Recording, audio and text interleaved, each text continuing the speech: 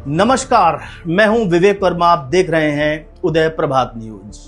दोस्तों, देश की राजनीति में एक बार फिर सनातन धर्म को लेकर बड़ा विवाद खड़ा हो गया है। बीते दिन तमिलनाडु विधानसभा में उदयनिधि स्टालिन के बयान ने सियासी हलचल तेज कर दी है। अपने बयानों को लेकर, विवादित बयानों को लेकर पहले भी स्टालिन चर्चा में रहे हैं।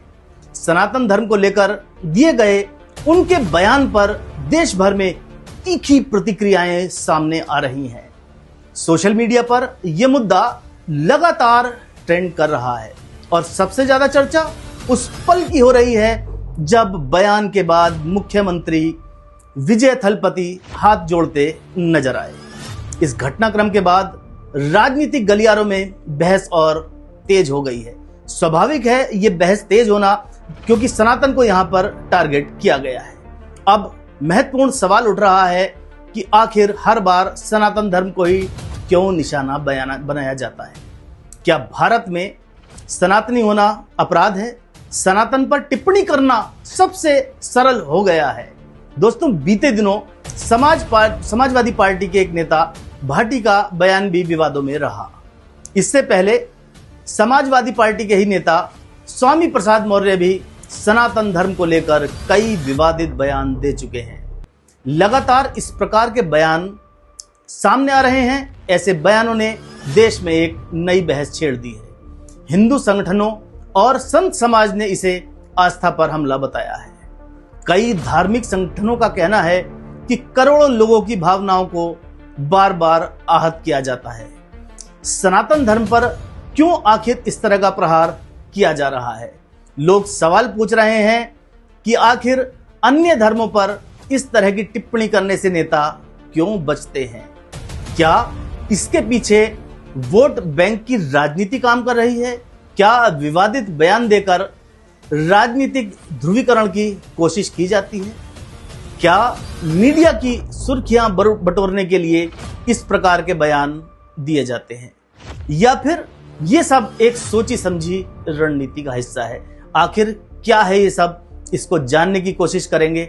राजनीतिक जानकारों का मानना है कि इस तरह की बयानबाजी समाज में विभाजन पैदा करती है। दोस्तों, कुछ विशेषज्ञ इसे चुनावी राजनीति से भी जोड़कर देख रहे हैं। वहीं दूसरी ओर कुछ लोग इसे अभिव्यक्ति की स्वतंत्रता का हिस्सा बता रहे हैं। क्या धर्म को टारगेट करना, सिर्फ सनातन धर्म को टारगेट करना अभिव्यक्ति की स्वतंत्रता हो सकती है? इस बारे में आप हमें राय दें, कमेंट कर जवाब दें। हालांकि विरोध करने वालों का कहना है कि अभिव्यक्ति की स्वतंत्रता के नाम पर आस्था का अपमान कतई स्वीकार्य नहीं होगा। सोशल मीडिया पर लोगों का गुस्सा लगातार देखने को मिल रहा है। कई प्रकार की प्रतिक्रियाएं इस बयान को लेकर सामने आ रही हैं। कई सोशल मीडिया यूजर्स इसे सुनियोजित मानसिकता बता रहे हैं। देश भर में इस मुद्दे को लेकर एक गहरी बहस छिड़ चुकी है। संत समाज ने ऐसे नेताओं पर सख्त कार्रवाई की मांग की है। कई जगहों पर विरोध प्रदर्शन भी देखने को मिल रहे हैं। इस बारे में लोगों का कहना है कि आखिर धार्मिक आस्थाओं का कब तक अपमान होता रहेगा? धार्मिक आस्थाओं का सम्मान होना चाहिए। अब बड़ा सवाल यह है कि आखिर हर बार सनातन धर्म ही विवादों के केंद्र में क्यों दिखाई देता है? क्या अन्य किसी धर्म को लेकर इस प्रकार के बयान देना आसान है? आप अपनी राय दें इस बारे में। क्या राजनीतिक दलों को धार्मिक विषयों पर बयान देते समय संयम बरतने की आवश्यकता नहीं है? क्या नेताओं की बयानबाजी पर कोई मर्यादा तय नहीं होनी चाहिए? राजनीतिक दल एक दूसरे पर आरोप प्रत्यारोप लगा रहे हैं। विपक्ष इसको मुद्दा बनाकर सरकार पर निशाना साध रहा है। वहीं इस प्रकार के बयान देने वाले लोगों के समर्थक दल अपने नेताओं के बयानों का बचाव करते नजर आ रहे हैं। लेकिन आम जनता के बीच यह मुद्दा लगातार चर्चा का विषय बनाया हुआ है। देश की जनता अब जवाब चाहती है। देश पूछ रहा है, क्या आस्था पर राजनीति बंद होनी चाहिए? क्या विवादित बयान देने वालों पर कठोरतम कार्रवाई होगी? ये महत्वपूर्ण प्रश्न है। फिलहाल इस पूरे मामले पर सियासी घमासान जारी है। देश भर की नजरें अब आने वाले राजनीतिक घटनाक्रम पर टिकी हुई हैं। इस बारे में जानेंगे अभी भाजपा नेत्री का क्या बयान है। नमस्कार, सबसे पहले सभी दर्शकों को मेरा प्रणाम। अपनी बात आरंभ करते हुए मैं बताना चाहती हूँ सनातन शब्द का अर्थ। सनातन का अर्थ है शाश्वत, निरंतर एवं सदा बना रहने वाला, जिसका ना आदि है और ना अंत। बहुत ही दुख होता है जब सनातन विरोधियों की मानसिक दुर्दशा एवं उनके द्वारा बयान सामने आते हैं।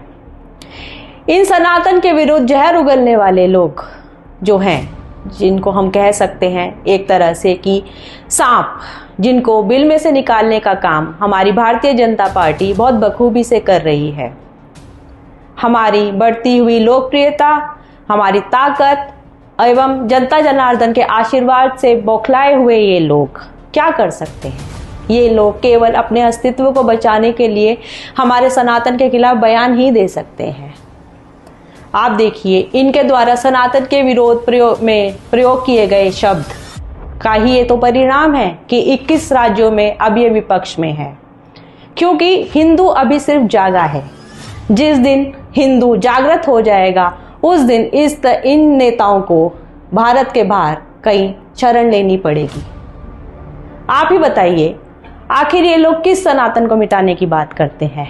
उस सनातन को जिसके द्वारा सर्वजन हिताय का मंत्र दिया गया है, या जिसने हमें बताया है कि भूमि, गगन, वायु, अग्नि और नीर को संयुक्त रूप से भगवान कहा गया है, या फिर उस सनातन को मिटाएंगे जो कण कण में समाहित है? इन जैसे लोगों से पहले भी बहुत आए और बाद में भी बहुत आएंगे, लेकिन हमारा सनातन धर्म था, है और रहेगा। अब आप देखिए, ये सनातन का ही तो विरोध है कि ममता बनर्जी ने सत्ता गंवाई। सनातन का ही विरोध है कि उत्तर प्रदेश में समाजवादी पार्टी अब संघर्ष की स्थिति में है, और ये सनातन का ही विरोध है कि असम में से कांग्रेस चली गई। सनातन का विरोध करना बहुत आसान है। क्यों?